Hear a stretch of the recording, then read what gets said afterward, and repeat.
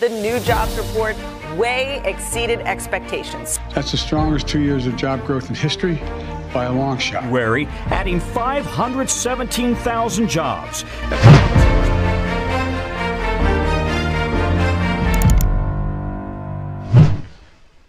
Pasar investasi global pada minggu lalu itu diwarnai dengan sejumlah isu.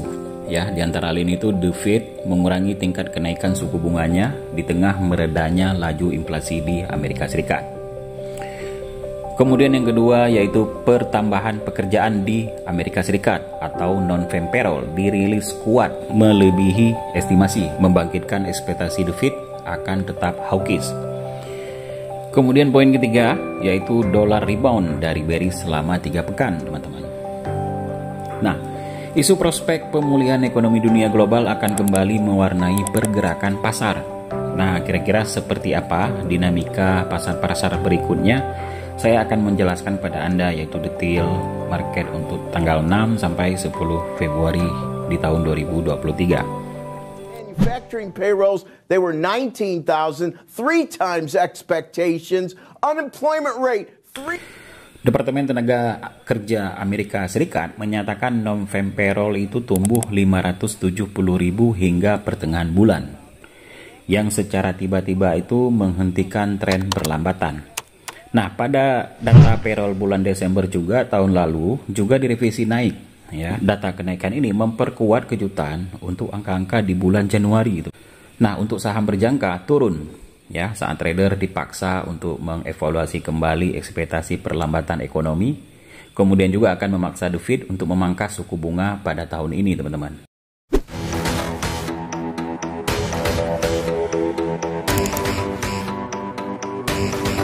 Where the labor market is and where wage inflation might be heading. So you're right about the data, of course. What we've seen average hourly earnings and now the employment cost index abating a little bit, still off of their highs of 6 months ago and more, but still at levels that are fairly elevated. Ketua Fed Jerome Powell telah meningkatkan harapan akan adanya poros perubahan dalam tahun ini. Ya, itu disampaikan di dalam konferensi persnya ketika ia itu berpendapat bahwa tren disinflasi telah dimulai. Ya, kemudian hanya sedikit orang yang menolak saran pemangkasan suku bunga pertama sebelum akhir tahun. Kemudian para analis juga menyatakan rincian laporan tersebut menambahkan kemungkinan bahwa The Fed dapat mencapai soft landing untuk perekonomian. Quits are still at an elevated level, so many indicators, the job market is still very strong.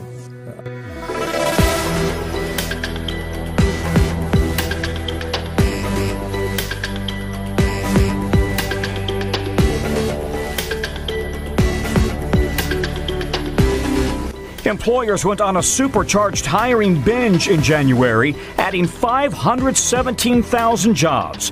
Economists had expected just 187,000. Rata-rata jam kerja mingguan itu naik menjadi 34,7 poin, ya, tingkat tertinggi dalam 10 bulan terakhir.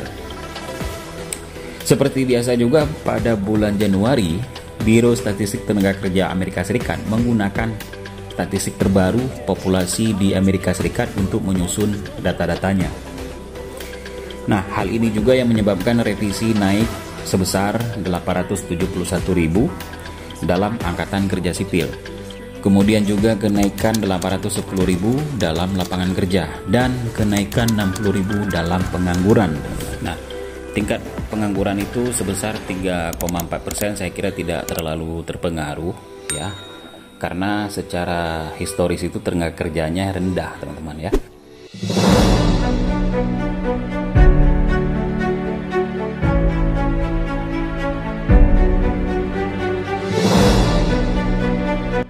Nah, teman-teman, kalau kita lihat di pasar forex, ya, mata uang dolar secara mingguan itu rebound, ya, setelah bearish selama 3 pekan, kemudian dia bangkit lagi, ya, dari 8 bulan terendahnya. Dolar Amerika Serikat itu terpicu oleh kuatnya pertambahan lapangan pekerjaan di Amerika Serikat di saat dirilis NFP atau non-farm payroll, yang memang melebihi estimasi. Tampaknya euro akan berada di antara level resisten, ya. Saya sudah membuat level resisten itu di antara 1.10336 atau mungkin bisa 1.1185 sekian. Nah, untuk level supportnya itu, support pertama itu di 1.06.362 dan support yang kedua di 1.04766, teman-teman. Untuk euro USD, kalau kita melihat di time frame daily pada hari Jumat kemarin, di saat market itu tutup mengeluarkan candlestick bearish. Candlestick bearish ini memotong garis mid BB, ya, mid Bollinger Band, kemudian diikuti dengan garis MA dan juga 510 high, teman-teman, ya. Nah, untuk entry-nya di mata uang euro USD, saya kira ini sudah terbentuk yang namanya candlestick arah kuku, ya, dalam artinya itu valid MAV, dan kita akan menunggu di saat diberi re-entry, ya. Mungkin pada hari Senin market buka nanti keluar beberapa candle membentuk re-entry dan terjadi candlestick momentum, ya, kalau seandainya tidak kembali lagi ke resisten, teman-teman, ya. Dan di sini juga saya sudah menarik garis trend line, ya, uptrend dan downtrend, kemudian garis trend line tersebut memotong garis trend line candlestick bearish, dan di time frame H4, di time frame H1